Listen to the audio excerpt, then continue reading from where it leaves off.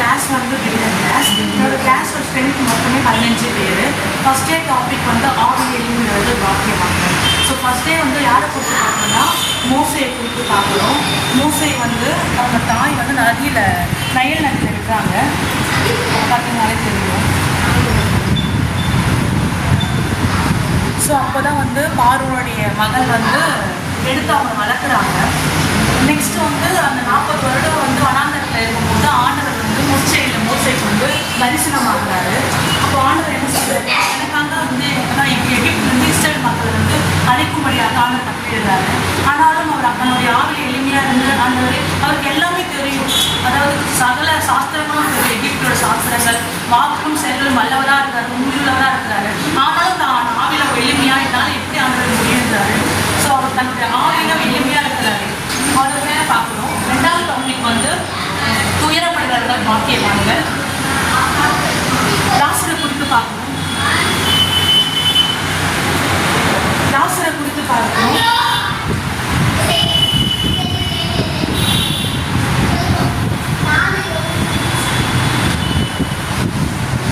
லாசரை குறித்து பார்க்குறோம். லாசர் நோய்வாய்ப்பட்டு இறந்துறாரு. 4 நாட்கள் கல்லறையில் வைக்கிறாங்க. ஆண்டவர் வந்து அவருடைய கிருபையினால அவங்க உயிரோட எழுப்புறாரு. அவங்க துயரத்தில் இருந்தாங்க. ஆண்டவர் நடுவில் ஒரு சமாதானத்தை கொடுத்து அவங்க துயரத்தையே மாத்துறாரு ஆண்டவர். 3வது டாபிக் வந்து சாந்த குணவர்கள் பாக்கியவாங்க. அண்ணாவை குறித்து பார்க்கணும். ஸோ அண்ணாவுக்கு வந்து குழந்தை இல்லாதனால அவங்க ரொம்ப அழுகுறாங்க, ப்ரே பண்ணுறாங்க ஆண்டவர்கிட்ட. ஆண்டவர் கிருபையால் அவருக்கு ஒரு ஆண் குழந்தை பிறக்கிறது. அவர் துயரமெல்லாம் மாறுது ஆண்டவர் கிருபையால். 4வது நாள் பார்த்தீங்கன்னா நீதியில் குழந்தைகளுக்கு வாக்கியவாங்க பார்க்குறோம். தானியலை குறித்து பார்க்குறோம். தானியலை சிங்கக்குகையில் போடுறாங்க. ஆனால் ஆண்டவர் கிருபையினால தானியலுக்கு எந்த ஒரு அசேதாரமும் இல்லாமல் ஆண்டவர் உயிரோடு எழுப்புறாரு. 5வது நாள் டாபிக் வந்து இறக்க உள்ளவர்கள் வாக்கியவான்கள் என்று பார்க்கிறோம். யோசேப்பை குறித்து பார்க்கிறோம். யோசேப்பின் சகோதரர் குழியில தள்ளனாலும் அவர் மேலே இறக்கமாக இருந்து அன்பு காட்டி அவர்கள் தேவைகளை அவர் சந்திக்கிறாரு. உணவு பற்றாக்குறைகளில் வந்து அவங்களுக்கு உணவு கொடுக்குறாரு. அதனால யோசேப்பை குறித்து பார்க்கிறோம். 5வது நாள் டாபிக் வந்து இருதயத்தில் சுத்தம் உள்ளவர்கள் பாக்கியவான்கள். தாவீதை குறித்து பார்க்கிறோம். தாவீதை வந்து அவங்க அப்பா வந்து ஒரு அலட்சியமா என்றாரு. ஆனாலும் ஆண்டவர் அவங்களாம் தேர்ந்தெடுத்து அந்த கோலியாத்தை கூட அவங்க அரக்கனை கூட வெளில ஆண்டவர் கிருபையினால ஒரு சிறு கவன்களை வைத்து வெல்றாங்க. அவங்க அப்பானால அற்பமா எண்ணப்பட்ட தாவீது ஆண்டவனால மேன்மையாக மாறப்படுறாங்க. 7வது டாபிக் வந்து சமாதானம் பண்ணுகிறவர்கள் பாக்கியவான்கள். நாபாலை குறித்தும் அபிகாயிலை குறித்தும் வாசிக்கிறோம். நாபால் வந்து குடிகாரனாக இருந்தாலும், நாபால் வந்து அடக்க குணமாக இருந்தாலும் அவங்க போயிட்டு தன்னுடைய கணவனுக்காக போய் சமாதானம் பண்ணுறாங்க. 2 பேருக்கு சண்டையை கேட்குறாங்க. ஸோ அபிகாயில் அந்த இடத்துல வந்து தாழ்மையாக இருக்காங்க. சமாதானம் பண்ணி தன்னோட தாவீதை வந்து அந்த பாவத்தில் மீட்டெடுக்கிறாரு. அதனால அவங்க ஹஸ்பண்ட் வந்து காப்பாற்றுறாங்க. ஆனால் 10 நாள்லேயே அவங்க ஹஸ்பண்ட் அந்த பாவத்தில் பேசுகிறேன். உங்கள் சிஹெச்சில் வந்து ப்ரைமரி A கிளாஸ் நான் எடுத்தேன். என் பேர் வந்து ஷாலினா. என்கிட்ட வந்து 8 பசங்க படித்தாங்க. முதல் நாள் தலைவர் வந்து ஆவியிலே எளிமையுள்ளவர்கள் பாக்கியவான்கள். மோசேவும் முச்செடியும்.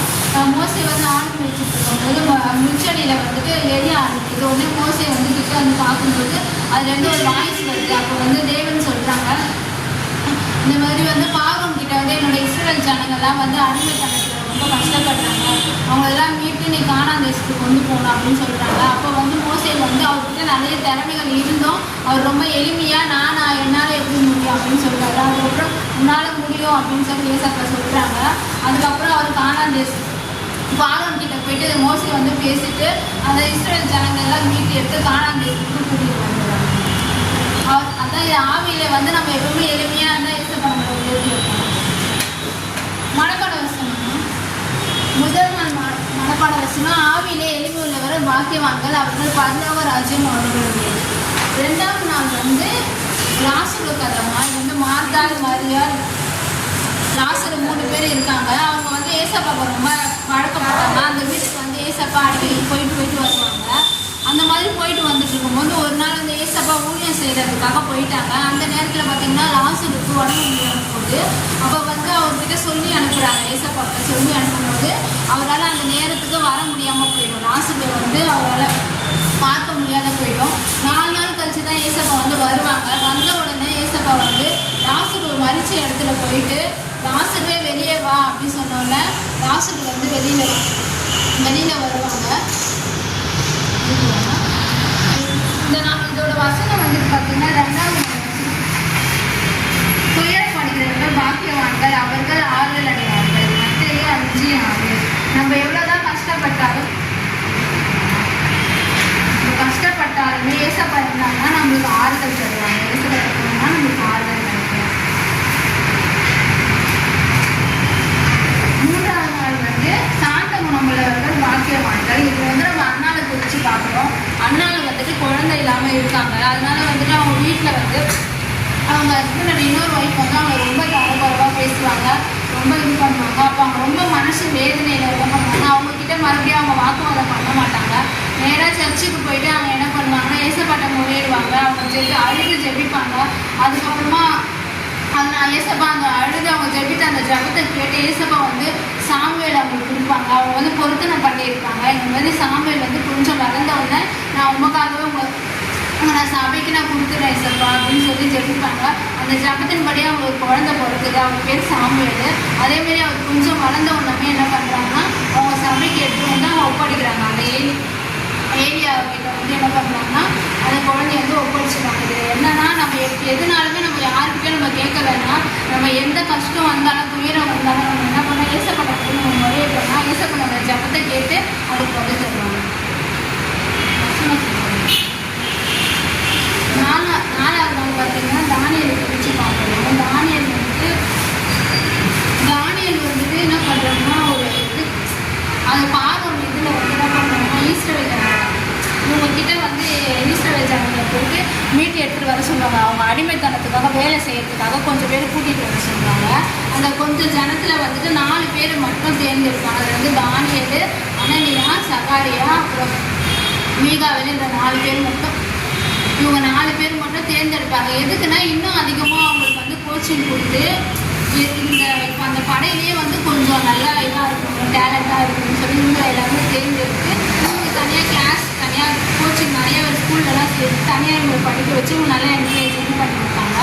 அந்த நேரத்தில் பார்த்தீங்கன்னா அந்த ராஜாவோட வேலையாட்கள் வந்துட்டு சில உணவுகள்லாம் வந்து உங்களுக்கு ரெடியாக இருக்குது, நீங்கள் சாப்பிட வாங்க அப்படின்னு சொல்லும்போது அப்போ தானியல் வந்து அவங்க பார்க்கும்போது அவங்களுக்கு அந்த பிடிக்கவே பிடிக்காது. அது எல்லாமே அங்கே ஐஸ்கிரீமு நம்ம உடம்புக்கு எது அன்ஹெல்த்தியான ஃபுட் எல்லாமே இருக்கும். அவங்களால அது சாப்பிட பிடிக்காது. அவங்க உடனே போய்ட்டு அந்த வேலையாட்கிட்ட சொல்லுவாங்க. அவங்க கேட்கும்போது எங்களுக்கு இந்த ஃபுட்டெல்லாம் எனக்கு வேணாம், நாங்கள் இதெல்லாம் சாப்பிட மாட்டோம், இதெல்லாம் தேவனுக்கு பிரியமில்லாத உணவு, நாங்கள் சாப்பிட மாட்டோம். எங்களுக்கு காய்கறிகளை எங்கள் அம்மா வந்து எங்களுக்கு சொல்லியிருக்காங்க, எங்களுக்கு வந்து காய்கறிகளும் தானியங்களும் நட்ஸ் அந்த மாதிரி தான் சாப்பிடுவோம், அதனால எங்களுக்கு இதெல்லாம் வேணாம், நீங்கள் எங்கள் காய்கறிகளை மட்டும் கொடுங்க அப்படின்னு சொன்னாங்கன்னா அவர் உங்களுக்கு இவ்வளோ நல்ல உணவு கொடுத்துருக்காரு ராஜா, நீங்கள் எங்கே போய் வேணான்னு சொல்லிட்டீங்க, அவர் உங்களுக்கு திட்டுவார் அப்படின்னு சொல்லுவாங்க. அவர் ராஜா காதில் விழுந்து அவங்க என்ன சொல்லுவாங்கன்னா நீங்கள் அவங்களுக்கு தேவையானதை நீங்கள் செஞ்சு கொடுங்க, அவங்க என்ன கேட்குறாங்களோ அதை சொல்லுங்க அப்படின்னு சொல்லும்போது அவங்க 10 நாளுக்கு தேவையான காய்கறிகள், அப்புறம் கீரை வகைகள், அப்புறம் நட்ஸ் இது எல்லாமே கொடுப்பாங்க. இது எல்லாமே அவங்க 10 நாட்களுக்கும் வந்து அவங்க தானியெல்லாம் அவங்க கொஞ்சம் சாப்பிடுவாங்க. சாப்பிட்டதுக்கப்புறம் பார்த்தீங்கன்னா ஒரு 10 நாள் கழிச்சு அவங்க ஒரு டெஸ்ட் வைப்பாங்க. வைக்கும்போது பார்த்தீங்கன்னா அதில் வந்து இவங்க தான் மார்க் அதிகமாக எடுப்பாங்க, 10 ஆஃப் 10 எடுப்பாங்க. மித்த பேர் தான் அந்த அளவுக்கு எடுக்க முடியாது. அதுக்கப்புறம் இவங்க 10 நாள் வெறும் காய்கறிகளை சாப்பிட்டு இவங்களோட ஹெல்த் பார்த்தீங்கன்னா நல்லா இருந்தாங்க, நல்லா இருந்தாங்க. அவங்க மித்த காய்கறி நிறைய ஐஸ்கிரீம் அது நான்வெஜ் அது இது சாப்பிட்றாங்க, ரொம்ப நோய்வாய்ப்பட்டாங்க. இதுலேருந்து நம்ம என்ன கற்றுக்கணும்னா நம்ம ஏசப்பாவுக்கு பிரியமில்லாத உணவுகளையும் நம்ம சாப்பிடக்கூடாது, நம்ம அன்ஹெல்த்தியான ஃபுட்டு எடுத்துக்கூடாது, ஹெல்த்தியான ஃபுட்டு தான் சாப்பிடணும். 5வது நாள் வந்து இரக்கமுள்ளவர்கள் பாக்கியவான்கள். இது வந்து யோசேப்பு கதை வந்து நம்ம பார்க்குறோம். இது வந்து யாக்கோபுன்னு ஒருத்தர் இருந்தார். அவருக்கு வந்து 12 பசங்க. அந்த 12 பசங்களில் வந்து 11வது பையன் தான் வந்து 16வது பையன் தான் வந்து யோசேப்புக்கு வந்து அவங்க அப்பாவுக்கு ரொம்ப பிரியமான ஒரு பையன். ஏன்னா அவர் வயதான காலத்தில் அவர் பிறந்ததுனால அவருக்கு எல்லா பிள்ளைகளை விட யோசேப்பு மேலே மட்டும் அதிகமான பாசம் இருக்கும். ஒரு நாள் வந்துட்டு அவங்க அது நல்ல ஒரு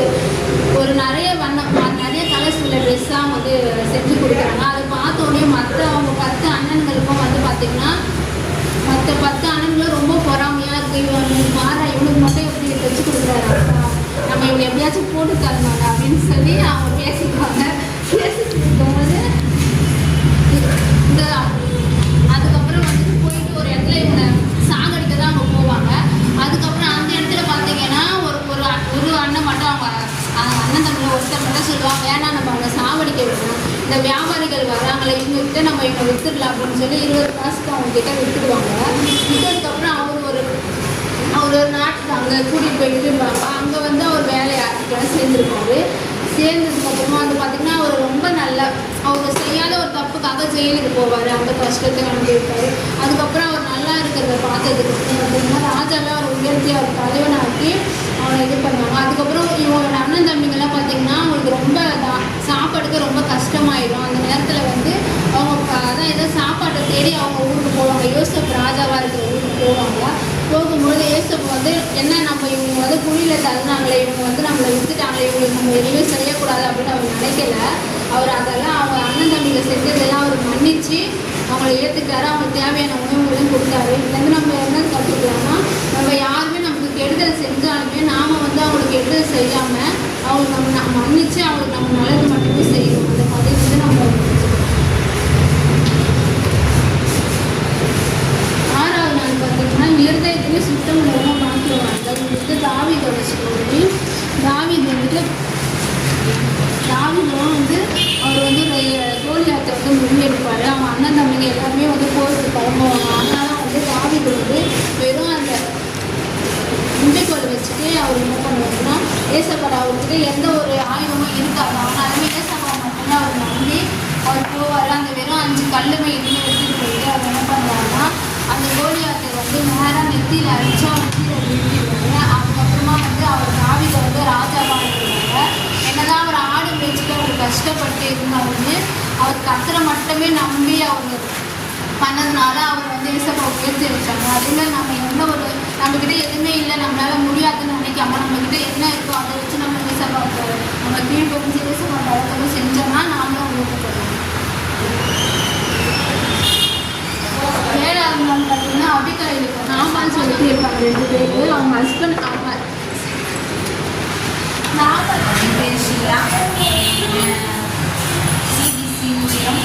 கிறிஸ்துவ அப்போஸ்தலர்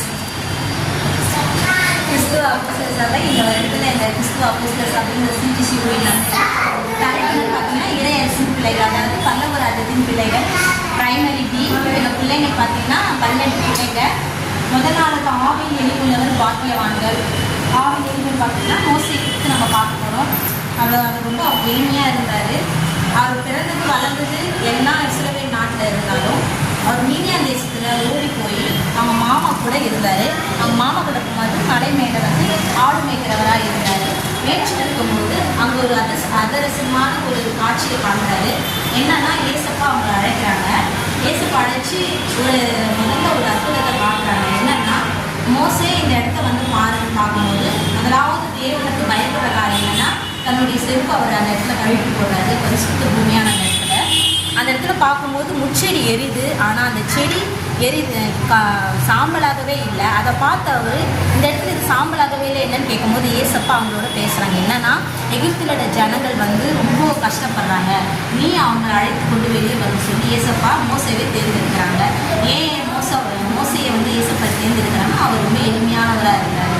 ஆவின் எளிமுள்ளவர்கள் பாக்கியவான்கள் அப்படின்னு சொல்லிட்டு இப்போ நம்ம இந்த வசனம் பார்க்கணும். கர்த்தத்தாமே மோசையை கொண்டு எகிப்தில் இஸ்ரவேல் ஜனங்களை கொண்டு வராரு, விடுதலையாக்குறாரு. அடுத்த நாள் பார்க்கலாம். 2வது நாள் வந்து புனிதப்படுகிறது பாக்கியவான்கள். இதை பார்த்தீங்கன்னா இந்த இடத்துல பார்த்தீங்கன்னா மார்த்தாள், மரியா, லாசரு 3 பேரும் ஏசப்பாக்கு ரொம்ப அன்பானவங்க.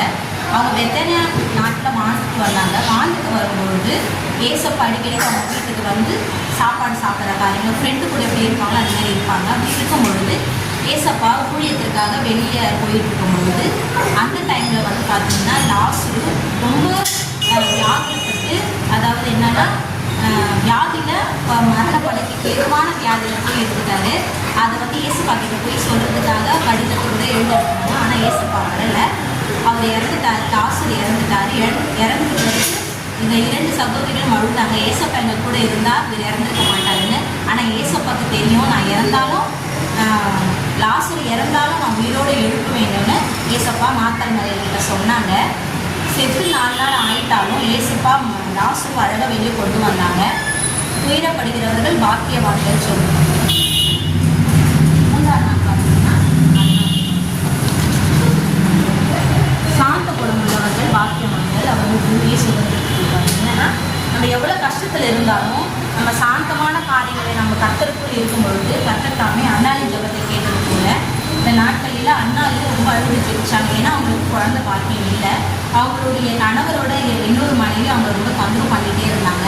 தொந்தரவு பண்ணும்பொழுது அவங்க ஆண்டவர்கிட்ட போய் கூடாரத்தில் சீலவும் என்ற இடத்துல போய் வருஷம் அந்த கூடாரத்தில் போய் ஏசப்பாக்கு ஜபம் பண்ணும்பொழுது ரொம்ப துயரத்தில் ஜபம் பண்ணாங்க. அப்போ அங்கே இருக்கிற பாஸ்டாக்கிய தேவி என்று சொன்னார், நீங்கள் சமாதானத்தில் போய் ஏசப்பா ஜபத்தை கேட்டார், உங்களுக்கு குழந்தை பாக்கியத்தை கொடுத்தாருன்னு. குழந்தை பாக்கியத்தை ஆண்டவர் கொடுத்தாரு. ஒரு ஆண்மகனை எனக்கு கொடுத்தீங்கன்னா உங்களுடைய ஆலயத்தில் கொண்டு விடுன்னு. அதே போல் பொருந்தனை பண்ணின அந்த வார்த்தையின் வழியாகவே அவங்க ஆலயத்தில் விட்டாங்க. ஏசப்பா சாமுவேல் என்று கேட்பது என்று அந்த ஆலயத்தில் விட்டதற்கு அவங்க ரொம்ப மனமகிழ்ச்சியாக இருந்தாங்க. அவங்க சாந்தமாக இருந்ததுனால அநேக பிள்ளைகள் ஏசப்பா அவங்களுக்கு கொடுத்தாங்க. அடுத்த நாள் காலையில் பார்ப்போம். நீதியின் பசுதானம் யாருன்னு பார்த்தீங்கன்னா தானியலை பார்ப்போம். தானியல் எல்லா வருஷமும் நீதியாக இருந்தாங்க, யாருக்கும் பயப்படாமல் இருந்தாங்க. அதே போல் அவங்க ஃப்ரெண்ட்ஸுங்களும் யாருக்கும் பயப்படாமல் கர்த்தருக்கு உண்மையாக இருந்தாங்க, நீதியாக இருந்தாங்க. அநேக சோதனைகள் அவங்க இருந்தாலும் அநேக சோதனை காலத்தில் இயேசுப்பா அவங்களோடு இருந்ததுனால அநேக ராஜா மத்தியில் கர்த்தத்தாமே தானியலை உயர்த்தினாங்க. சிங்கக்கட்டியில் போட்ட தானியலை சிங்கம் சாப்பிடாதவங்களுக்கு தேவகுதிரை தேவன் கட்டளையிட்டது போல நமக்கும் தேவன் ஒவ்வொரு காரியங்களும் கட்டளையிட்டாங்க. அடுத்த காரியம் 5வது பாடம் இறக்கமுள்ளவர்கள் பாக்கியவான்கள். யோசேப்பு பார்த்தீங்கன்னா அவங்க அப்பாவுக்கு ரொம்ப செல்ல பிள்ளை. அதனாலே அவங்க அண்ணன் தம்பிகளை அவர் மேலே ரொம்ப பொறாமை கொண்டு அவரை கொலை பண்ணுறதுக்காக ரொம்ப திட்டம் போட்டாங்க. திட்டம் போடும்பொழுது அவங்க அப்பா சாகிறதுக்கு முன்னாடி ஒரு பலவர்ண அங்கேயே அவருக்கு கொடுத்தாங்க. செல்ல பிள்ளையாக யோசிச்சுட்டு கொடுத்த பிறகு உங்கள் அண்ணன்களை பார்க்க போகும்போது உங்கள் அண்ணன்களாம் சரித்திட்டம் போட்டு ஒரு குழியில் அவங்க போட்டுட்டாங்க. அந்த குழியிலேருந்து எடுத்து எகிப்தில் இருக்கிற அந்த ஆட்களுக்கு அவங்க அண்ணனுங்களுக்கு விட்டுட்டாங்க. விட்டுட்ட உடனே இவர் எகிப்து நாட்டுக்கு போய் பெரிய ராஜாவாக பல பிரச்சனைகள் இருந்தாலும் யோசேப்பு கூட தேவன் இருந்து தேவன் தாமே யோசேப்பை உயர்த்தினார். அவங்க அண்ணங்க அதே எகிப்து தேசத்துக்கு விட்ட இடத்துக்கு போய் தான் ஏசப்பா யோசேப்பை சந்திக்க வச்சாரு. அவங்க அண்ணனுங்களுக்கு தெரியாது அது யோசேப்பு அவர் ஒரு ராஜாவாக இருக்கிறாரு. ஆனால் யோசேப்புக்கு தெரியும். யோசேப்பு எவ்வளோ கஷ்டப்பட்டாலும் அவங்க அண்ணனுங்களை அந்த நேரத்தில் தானியம் கொடுக்காம சாப்பாடு கொடுக்காம இரக்கம் இல்லாமல் நடந்ததில்லை. இரக்கமுள்ளவர்கள் பாக்கியவான்கள் இந்த வசனத்தின்படியாக இரக்கமாகவே இருந்தார். அவங்க அண்ணனுக்கு தானியம் கேட்க வரும்பொழுது தானியம் கொடுத்தாரு. அவங்க அண்ணனுங்களை குளிர் வச்சு பார்த்துட்டாரு. அவங்க அப்பாவோட கண்ணீரெல்லாம் மாற்றிட்டாரு. அடுத்த வசனம் பார்த்தீங்கன்னா இருதயத்தில் சுத்தம் உள்ளவர்கள் பாக்கியவான்கள். தாவீதை குறித்து நம்ம பார்க்கணும். தாவீது எப்பவுமே கர்த்தருக்கு ஒரு பிரியமான பாத்திரமாக இருந்தார். இருதயத்தில் ரொம்ப சுத்தமாக இருந்தார். கர்த்தருடைய காரியங்கள்லாம் அழகழகாக செஞ்சுட்டு இருந்தார். ஒரு சாதாரண ஆடு மேய்க்கிற மனுஷனாக இருந்தார். இருந்த போதிலும் தேவன் தாமே அவரை ஒரு பாத்திரமாக தெரிந்து கொண்டார். தெரிந்து கொண்ட பிறகு ஏசப்பாக்கு பிடிச்ச காரியங்களை செஞ்சுட்டே இருக்கும் பொழுது ஒரு நாள் கோலியாத்தை முறியடிக்கணும்னு சொல்லிட்டு அவங்க பேசிட்டு இருக்கும்போது எல்லாரும் பயந்தப்போ தாவீது மட்டும் தைரியமாக போனாங்க. ஏன் தைரியமாக போனாங்கன்னா தாவீதோட ஏசப்பா இருந்தாங்க. நான் அவங்க கூட இருந்து எல்லா காரியங்களும் செய்யலான்னு சொல்லிட்டு ஏசப்பா தாவீதுக்கு சொல்லியிருக்கோம். தாவீது கர்த்தருடைய நாமத்தினாலே நான் வருகிறேன்னு சொல்லி கோலியாத்தை சாதாரண ஒரு கவன்கள் வச்சு அவனை தோற்கடிச்சு சாகடிச்சாரு. தேவதாமே ஒரு பெரிய எரிசலேம் அந்த நாட்டுக்கு பெரிய அந்த நாட்டுக்கே பார்த்தீங்கன்னா தாவீது ராஜாவா ஆக்கிட்டாரு. ஏன்னா அவர் ரொம்ப இருதயத்துக்கு சுத்தமுள்ளவராக தேவனுடைய காரியங்களை படிப்படியாக செஞ்சு வச்சதுனால தேவனுடைய காரியத்தில் அவர் முழுமையாக ஈடுபட்டதுனால தேவதாமே அவர் ராஜாவாக மாற்றினார். அடுத்த கதை பார்த்தோம்னா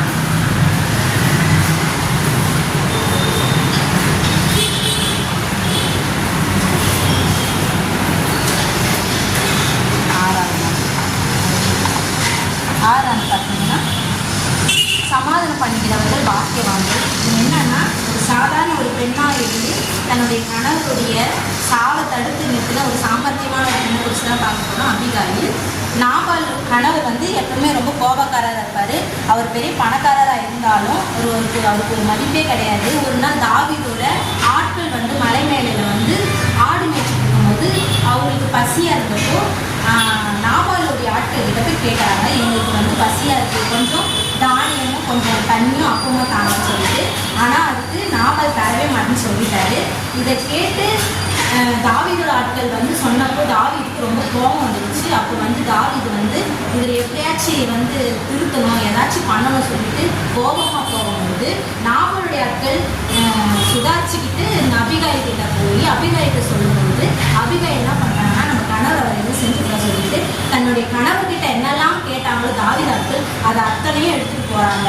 திராட்சை ரசங்கள், ரொட்டி, ஆடு வெச்சுகள் எல்லாத்தையும் அழகாக கொண்டு போகிறாங்க. கொண்டு போய் தாவீதை அழகாக சமாதானப்படுத்துகிறாங்க.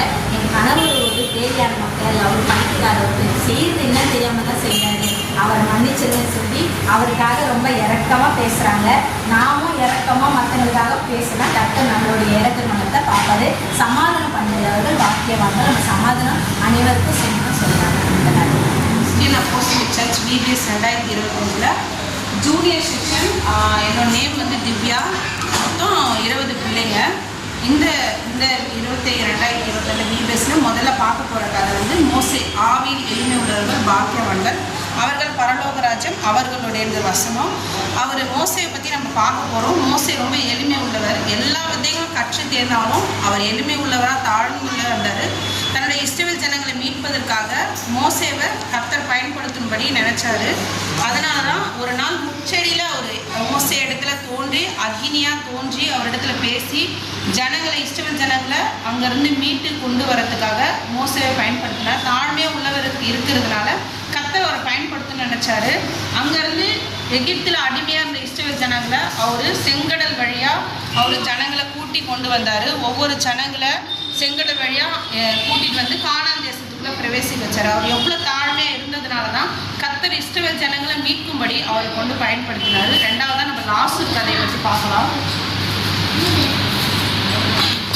துயரப்படுகிறவர்கள் பாக்கியவான்கள். துயரப்படுகிறதுனால என்ன நன்மை கிடைக்குதுன்னு இந்த கதை மூலிமா நம்ம பார்க்கலாம். லாசுரு மரியாள் மாத்தான 3 சகோதரிகள் இருந்தாங்க. அவங்களுக்கு இயேசு ரொம்ப நண்பராக இருந்தார். ஒரு நாள் லாசுரு வந்து வியாதிப்பட்டு அவர் இறந்து போயிட்டாரு. ஆனால் கர்த்தரிடத்துல அவர் செய்தி அனுப்பியும் அவர் வர தாமதிச்சார். காரணம் அவர் செய்கிற காரியங்கள் அநேகமாக இருக்குன்னு சொல்லி மற்றவங்களுக்கு தெரியல. இருந்தாலும் அவர் லேட்டாக தாமதித்து வர்றதுக்குள்ளே லாசுரு இறந்து போயிட்டாரு. இறந்து 4 நாள் கழிச்சு தான் கர்த்தர் அங்கே அந்த இடத்துக்கு வந்தார். அந்த இடத்துல வந்து அந்த 4 நாள் கழித்து லாசுருவை எழுப்பும்படி அங்கே ஒரு வார்த்தை சொல்லி லாசுருவே வெளியே வா அப்படின்னு சொல்லி ஒரு வார்த்தை தான். அந்த வார்த்தை அந்த மரிச்ச அந்த லாசுருக்குள்ளே உயிர் பழுத்து வெளியே வர செஞ்சது. மரியாளும் மாத்தாலும் அந்த துயரத்துலேருந்து கர்த்தர் விடுதலை செஞ்சார். பெரிய அற்புதம் செஞ்சார். எவ்வளோ துயரப்பட்டாலும் கர்த்தர் நம்ம வாழ்க்கையில் செய்கிற அற்புதம் பயங்கரமாக இருக்கும். மரித்தவர்களை எழுப்ப அவர் வல்லவராக இருக்கிறாரு. 3ஆவது நாள் வந்து சர்ச் வந்து VBS 3ஆவது நாள் கதை வந்து அண்ணாவை பற்றி எடுத்து போகிறோம். சாந்த குணம் உள்ளவர்கள் பாக்கியவான்கள், அவர்கள் பூமியை சுதந்திரத்துக் கொள்வார்கள். அண்ணாள் வந்து அண்ணாவோட கணவனுக்கு எல்கானா 2 மனைவிக்கு இருந்தாங்க. அதில் ஒரு மனைவிக்கு வந்து குழந்தை இல்லை, ஒரு மனைவிக்கு பெண்ணினாள் அப்படின்றவங்க தான் குழந்தை இருக்குது. அந்த பெண்ணினாள் வந்து எப்பவுமே அண்ணாவை வந்து ரொம்ப துயரப்படுத்திட்டே இருப்பாங்க.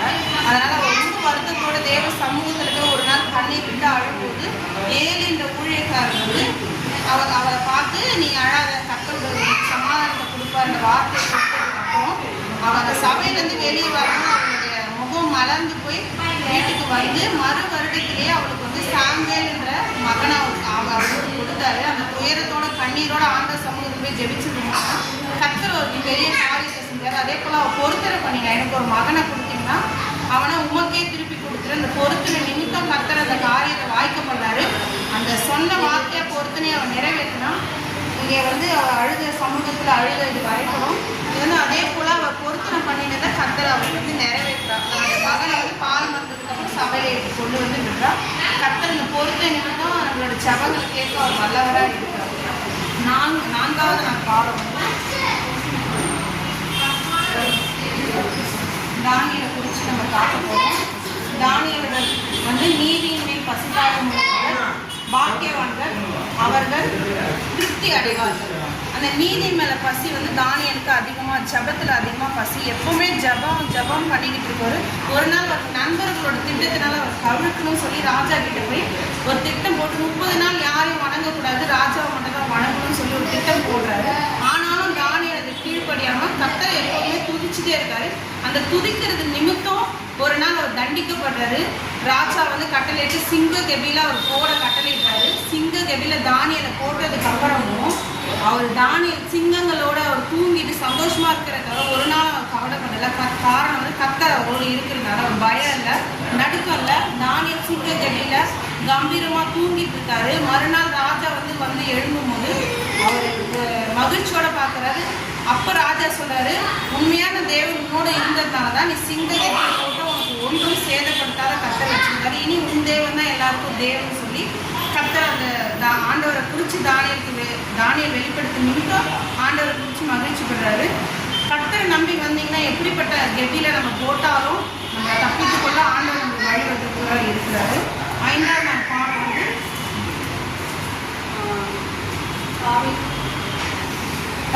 தாவீது குறித்து எல்லாருக்குமே தெரியும்.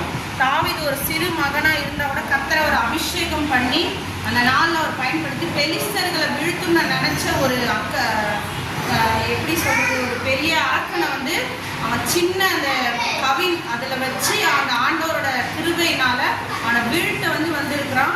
அந்த கவினில் சின்ன கூழாங்கலை வச்சு எந்த பெரிய ஆயுதமும் கிடையாது. ஆனால் அந்த அரக்கன் கிட்ட பெரிய ஆயுதங்கள் இருக்குது. ஆனாலும் அவன் சின்ன அந்த கூழாங்கலை ஒரு அடி நெத்தியில் அடிச்சதுனால அந்த அரக்கன் விழுந்துடான். காரணம் கர்த்தர் அவனோடு இருக்கிறார். அபிஷேகம் பண்ணின யாரோட கர்த்தர் இருந்தாலும் பெரிய அரக்கனை கூட வீழ்த்த நம்மளால முடியும். கர்த்தரை நம்பின ஒரு நாளும் அவன் கைவிடுறவராக இல்லை. அந்த 4 வசனம் வந்து இருதயத்தில் சுத்தமுள்ளவர்கள் பாக்கியவான்கள், அவர் தேவனை தரிசிப்பார்கள். 6வது நாள் யோசேப்பு வந்து இரக்கமுள்ளவர்கள் பாக்கியவான்கள், அவர்கள் இரக்கம் பெறுவார்கள். யோசேப்பு வந்து இரக்கமுள்ளவர். ஏன் அப்படின்னா அவர் வந்து சின்ன வயசா அவங்க யாக்கோபுக்கு 12 மகன்கள். இந்த 12 மகன்களும் 11 மகன்கள் யோசேப்பு மேலே ரொம்ப கோபமாக இருந்து அவனை குழியில் தள்ளி விடுவாங்க. அதுக்கப்புறம் எகிப்து தேசத்துக்கு விற்கப்படுவான். ஆனாலும் பின்னாடி நிறைய வருஷங்கள் அவன் கழித்து பெரியவன் ஆனதுக்கப்புறம் அவன் ராஜாவாக நின்றுவான். அந்த யோசேப்போட 11 குமாரங்களுக்கும் வறுமை வந்ததுக்கப்புறம் யோசேப்புக்கிட்ட போய் நிற்க வேண்டிய சூழ்நிலை வந்து கலைஞர்களுக்காக நிற்க வேண்டிய சூழ்நிலை வரும். ஆனாலும் யோசேப்பு ராஜாவாக இருந்த போதிலும் ஒரு நாளும் அவன் தண்டிக்கிறதுக்கு காரணம் இருந்தால் கூட அவன் தண்டிக்கவே இல்லை. காரணம் அவன் இறக்கமுள்ளவனாக இருந்தான். கர்த்தர் அவனோடு இருந்தார். அவன் ராஜாவாக இருந்தால் கூட அவங்களுக்கு உணவு கொடுத்தானே தவிர அவங்களுக்கு தண்டனை கொடுக்கல. அவங்க சகோதரிகள் எல்லாரையும் சேர்த்து அவன் அரவணைச்சி அவங்களுக்கு உணவும் பரிசுகளும் கொடுத்து அந்த இறக்கத்தை அவன் வெளிப்படுத்தினான். நம்ம எப்படி இறக்கம் காட்டினா நம்மளுக்கு இறக்கம் கிடைக்கும். அந்த தண்டனை நம்மளுக்கு கொடுக்குற தகுதி இருந்தால் கூட ஆண்டவர் எப்படி நம்மளுக்கு இறக்கம் செஞ்சு மன்னிக்கிற பாவங்களை மன்னிக்கிறாரோ அதே போல் நம்மளும் யோசிப்பை போல மற்றவங்களோட பாவங்களை மன்னிக்கணும். 7வது நாள் பாடம்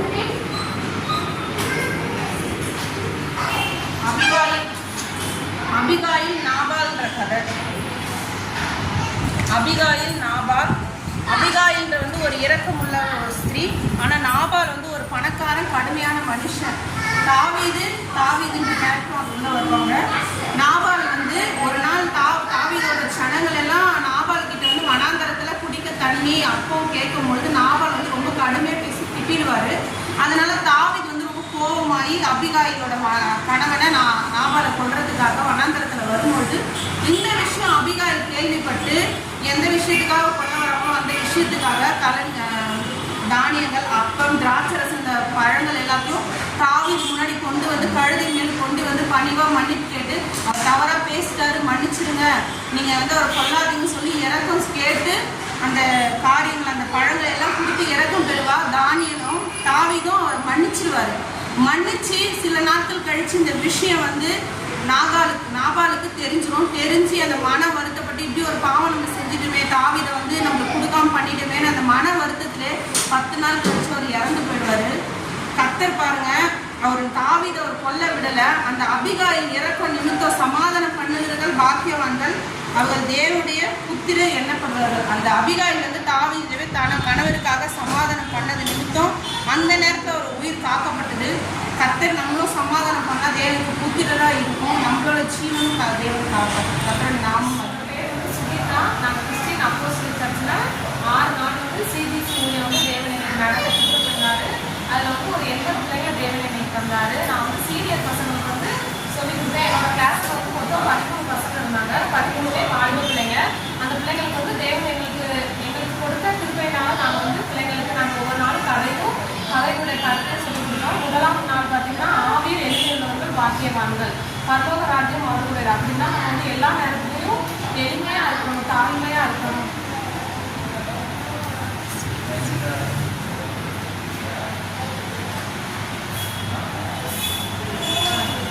மோசையை போல நம்மளும் வந்து எளிமையாக இருக்கணும், தேவன் வந்து மோசையை வந்து ஏசப்பா வந்து சின்ன குழந்தையிலே வந்து காப்பாற்றினாரு. அது வந்து தேவனுக்கு வந்து ஒரு திட்டம் இருந்துச்சு. மோசை மூலமாக எகிப்து ஜனங்களை வந்து கொண்டு வர்றது தேவனுடைய திட்டத்தை வந்து மோசை மூலமாக நிறைவேற்றினார். ஆனால் வந்து மோசை வந்து ரொம்ப தாழ்மையாக, அவருக்கு வந்து வாய் வந்து ரொம்ப பேசுடைய வந்து திட்டவாயாக இருந்தார். ஆனாலும் தேவன் வந்து அவங்க வந்து பயன்படுத்துகிறாங்க. அது வந்து அவங்க வந்து ரொம்ப தாழ்மையாக இருந்தார். அதே போல் நம்மளும் எல்லா காரியங்களும் தாழ்மையாக இருக்கணும். ஆவியில் நம்ம எளிமையாக இருந்தோம்னா தேவன் வந்து நம்மளை ஆசீர்வதிப்பார். அதே போல் 2வது நாள் வந்து துயரப்படுகிறவர்கள் பாக்கியவான்கள், அவர்கள் ஆறுதல் அடைவார்கள். இதில் யாரை குறித்து பார்க்கணும்னா நம்ம லாசரை குறித்து பார்க்குறோம். இதில் வந்து அன்பான அக்கா 2 பேருக்கு ஒரு தம்பி இருக்கிறாங்க. அந்த தம்பி இறந்து போகிறாங்க. ஆனால் தேவன் வந்து மரித்த லாசரே தேவன் உயிரோடு இருக்க வல்லவராக இருக்கிறார். இதனுடைய மரணம் எப்படிப்பட்டதாக இருக்குதுன்னா தேவனுடைய மகிமையை குறிக்கிறதா இருக்குது. அதே போல் நம்மளும் நம்ம வாழ்க்கையில் மறித்த காரியங்கள் எல்லாவற்றையும் நம்ம தேவனுக்காக அந்த மரியா மார்த்தாளை போல நல்ல ஏசப்பாட்டை எப்பவுமே நண்பர்களை போல நம்ம ஜெபம் பண்ணியிருந்தோம்னா தேவன் வந்து நம்மளை அந்த துயரப்படுகிற நாளில் கூட தேவனை ஆறுதல்படுத்த தேவன் நமக்கு வல்லவராக இருக்கிறார். அதே போல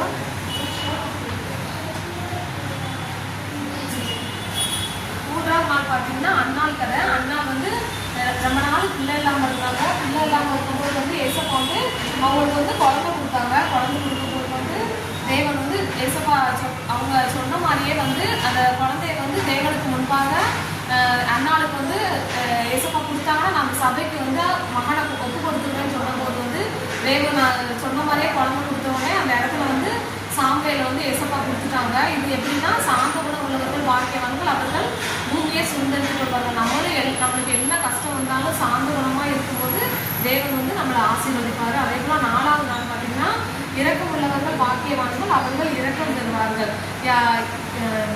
தாவீதை குறித்து நம்ம பார்க்கணும். யோசேப்பை குறித்து பார்க்குறோம். யோசேப்பு எப்படி வந்து குழியில் தள்ளப்பட்டாரோ, யோசேப்பு வந்து அவங்க அண்ணங்களால் குழியில் தள்ளப்பட்ட போதிலும் வந்து தேவன் வந்து அவரை உயர்த்தினார். அந்த தேசத்தில் உயர்த்தும் போது 7 வருஷம் பட்டினியாக இருக்கும்போது கூட தேவன் வந்து அந்த பஞ்சத்திலேருந்து காப்பாற்றினார் அவங்க தேசத்தை. இதன் மூலமாக வந்து அவங்க அன்னைக்கு கூட வருவாங்க. அவங்ககிட்ட வந்து அந்த மாதிரி எங்களுக்கு சாப்பாடு கொடுங்க, தானியம் கொடுங்க கேட்கும்போது கூட அந்த பழைய காரியங்களெல்லாம் யோசித்து வந்து மனசில் வைக்காம தேவனுடைய இறக்கம் அவருடைய எதிர்ப்பில் இருக்கும்போது அவங்க சகோதரருக்கு எல்லாம் அவங்க வந்து இறக்கம் கொடுத்தாங்க. அதே போல் நம்மளும் இறக்கம் உள்ளவர்களாக இருந்தால் தேவன் வந்து நமக்கு இருக்கிற அந்த நம்மளுக்கும் செய்கிற பாவங்களெல்லாம் தேவன் மன்னித்து நம்மளுக்கு இறக்கம் கொடுப்பாரு. அதே போல் 5வது நாள் பார்த்தீங்கன்னா தாவீது கதை எப்படின்னா ஆவியில்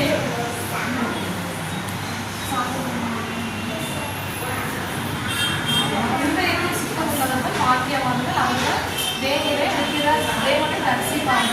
இருதயத்தில் வந்து எப்பவுமே சுத்தமாக இருக்கணும். அதாவது 7 அன்னைகளுக்கு 8வது கதை தாவீது வந்து அவருக்கு வந்து பெரிய திறமை ஒன்றும் இல்லை. ஆனாலும் தேவனுக்கு பிரியமாக அவர் நடந்தார். தேவன் வந்து அவர் வந்து ராஜாவாக உயர்த்தினார். அவருக்கு வந்து அநேக ஜனங்கள் வந்து தேவன் பக்கமாக இருக்காங்க. பெரிய கோலியாத்தை கூட அவர் அடிக்க அவரால்